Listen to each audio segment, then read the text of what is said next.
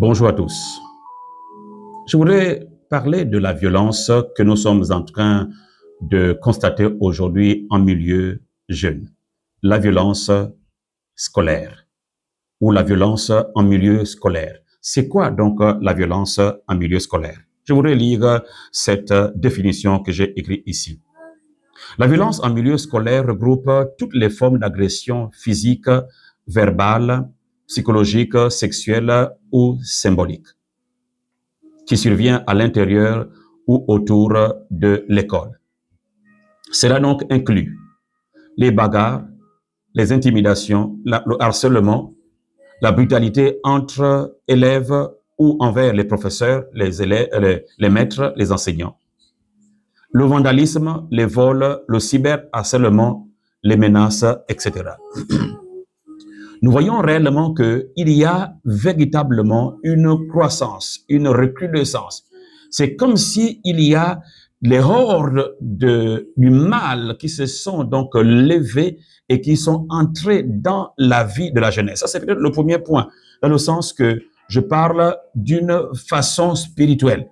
C'est comme si les hordes se sont levées pour entrer dans la jeunesse et développer une méchanceté, développer une certaine violence, et qui finalement non seulement se manifeste à la maison, mais se développe et atteint le milieu d'ensemble qui est le milieu scolaire.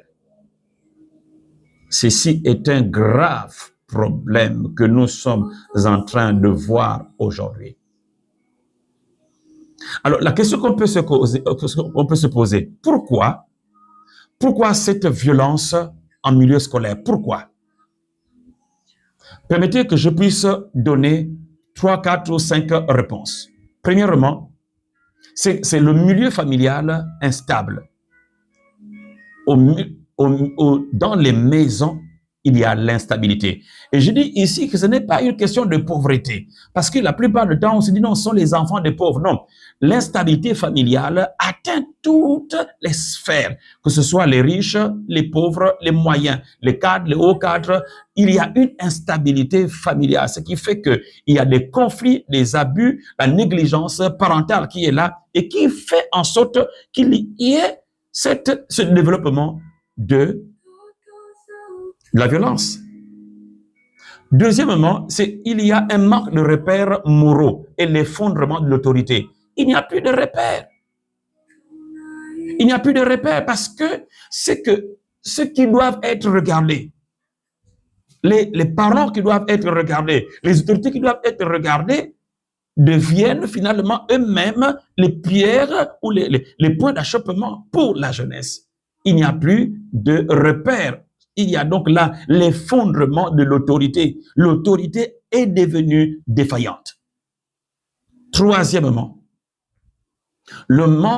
c'est le système scolaire défaillant. Au niveau, combien de fois les surcharges dans les classes qui finalement, qui devaient prendre 25 élèves, on trouve 100 personnes dedans, 100 élèves. Mais comment est-ce qu'ils vont faire?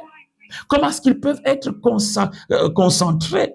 Alors, cette ambiance ou ce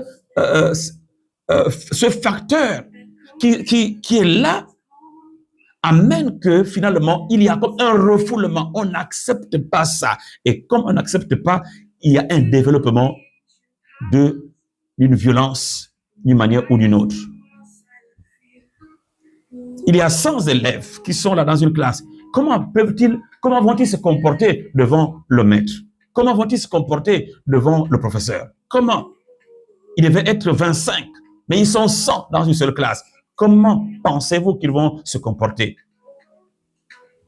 Il y a donc là un système scolaire défaillant.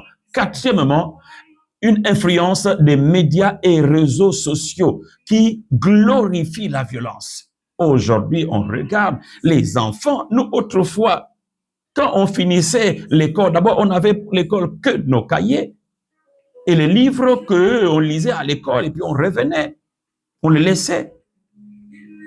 Aujourd'hui, non seulement il y a le développement donc des réseaux sociaux, L'enfant qui se met à pleurer parce qu'on lui a arraché son téléphone, il pleure, et puis les parents disent, remettez-lui son téléphone. Et l'enfant est là en tout temps, tout le temps, en train de regarder. Mais qu'est-ce qu'il regarde? Il est influencé, elle est influencée.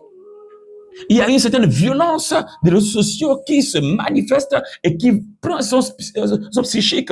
Donc, dans sa psychologie, il voit ce qui est dedans et il veut appliquer ça. Parce que les réseaux sociaux, les médias éduquent. Mais éduquent comment? Parfois de la mauvaise manière. Cinquièmement, le sentiment d'injustice sociale. Aujourd'hui, il y a un développement des classes, ce qui fait que les pauvres deviennent encore de plus en plus pauvres et les riches deviennent de plus en plus riches. Ces enfants-là qui voient que leurs parents sont malmenés, sont méprisés, alors qu'est-ce qu'il fait? Il développe un autre système au-dedans de lui. Pourquoi? C'est l'injustice sociale. Alors, si on ne répond pas à ça, si on ne fait pas face à cela, eh bien, nous avons un mauvais avenir pour notre jeunesse. Nous allons avoir une jeunesse délinquante. Et je commençais donc à répondre, ce n'est pas pour seulement dénoncer, mais pour donner des pistes, des solutions au travers de ces publications que je vais faire. Parce qu'il faut que nous attaquions véritablement cette violence et dire stop. Stop à la violence en milieu jeune. Stop à la violence en milieu scolaire. Stop. Si on ne le fait pas, alors nous allons tous subir.